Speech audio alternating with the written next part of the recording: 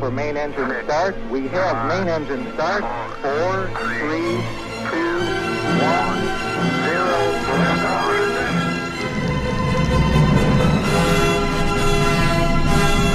Dit is de lancering van Apollo 11, de raket die Neil Armstrong en zijn collega's naar de maan bracht. En de muziek die je hoort is de 9e symfonie van Antonín Dvořák. Het is de perfecte soundtrack bij die indrukwekkende beelden van de missie naar de maan. Al hebben die twee nog veel meer met elkaar gemeen.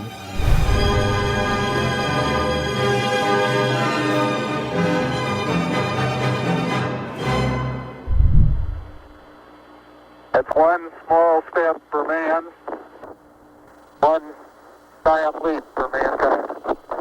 De maanlanding in 1969 was de ultieme uiting van Amerikaanse trots en patriotisme. En de 9e symfonie zou dat ook moeten worden, een kleine 80 jaar eerder. Want de 9e symfonie, de symfonie uit de nieuwe wereld, zou het grote uithangbord moeten worden van de Amerikaanse klassieke muziek. Toch werd die symfonie gecomponeerd door een man uit Tsjechië, Antonín Dvořák. Hij was dus een immigrant, want in 1892 trok Dvořák van Tsjechië naar Amerika. Een beetje zijn persoonlijke maanmissie, zijn lange reis naar een voor hem totaal onbekende nieuwe wereld. Dvořák trok dus naar New York en die stad beviel hem enorm. Duizenden en duizenden mensen en altijd veranderende panorama's. En je zou al die verschillende muzieksoorten eens moeten horen. Ik heb gewoon niet genoeg woorden om het allemaal te beschrijven.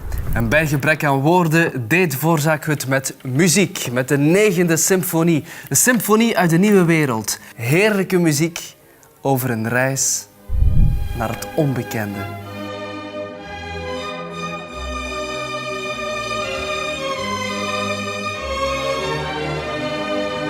Deze prachtige melodie komt uit het eerste deel van de symfonie. Het is een melodie die je alleen maar in Amerika kunt tegenkomen. Want ze lijkt heel goed op een zogenaamde Negro Spiritual.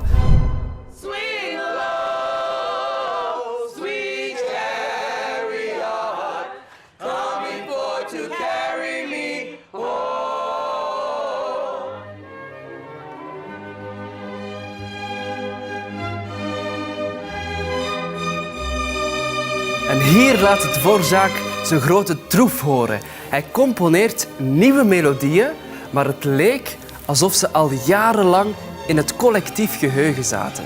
En Dvořák liet zich niet alleen inspireren door Negro Spirituals, maar ook door de oorspronkelijke inwoners van Amerika, de Native Americans of de Indianen. In dit fragment laat Dvořák de vreugde horen van een Indiaanse dans op een huwelijksfeest. Of als je wil, een Amerikaanse dans op de maan.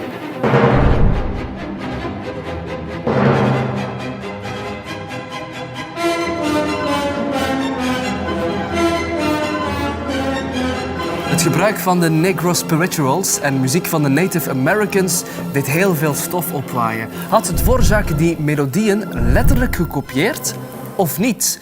Het zorgde voor heel veel animo in de kranten en bij de witte muziekelite. Maar Dvořák had een antwoord klaar. Het is eerder de geest van de Negro of Indiaanse melodieën die ik heb proberen te verwerken in mijn nieuwe symfonie. De feitelijke melodieën heb ik niet gebruikt. Trouwens, Dvořák gebruikt ook zelf Europese muziek in zijn symfonie. Want in het derde deel zit een heel klein stukje uit de 9e symfonie van Ludwig van Beethoven. Luister zelf maar even.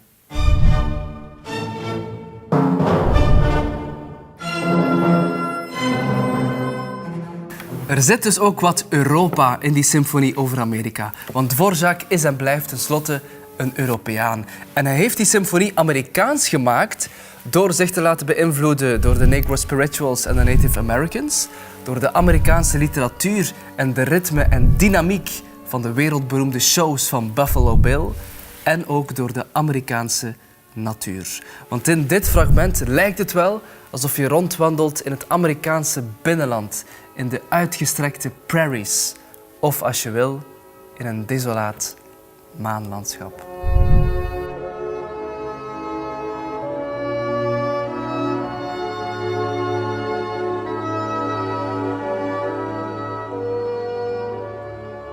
Die melancholische melodie uit het tweede deel, dat Largo, is misschien wel een vroege vorm van heimwee van Dvořák naar zijn thuisland, Tsjechië.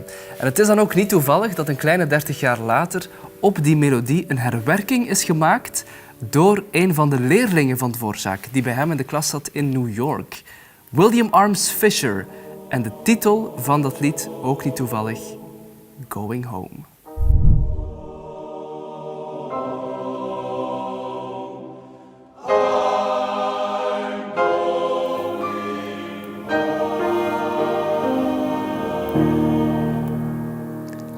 En Going Home deed ook Antonin Dvořák. Een kleine 3 jaar na zijn aankomst in Amerika. In 1895. Dvořák was 53 en hij keerde terug naar de rust, de vrede, de stilte.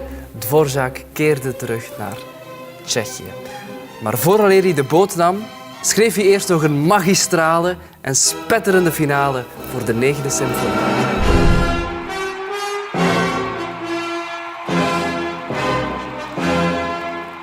Want Amerika was voor Dvořák een wereld waarin alles kon. Waar elke dag migranten aankwamen, op zoek naar een nieuwe toekomst. Waar een miljonair en een bediende elkaar aanspraken met sir.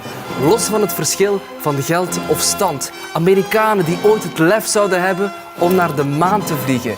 Dat gevoel, die geest, wilde Dvořák samenvatten in een krachtig, hoopvol thema in de finale uit de 9e symfonie.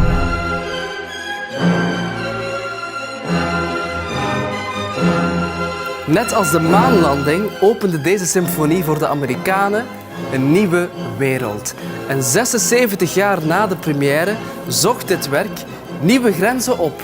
Want Neil Armstrong, de eerste man op de maan, nam van deze muziek een exemplaar mee. De 9e symfonie van Antonin Dvořák is dus op de maan geweest. Op de nieuwe wereld.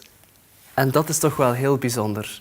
Antonin Dvořák en Neil Armstrong zijn straffe kerels.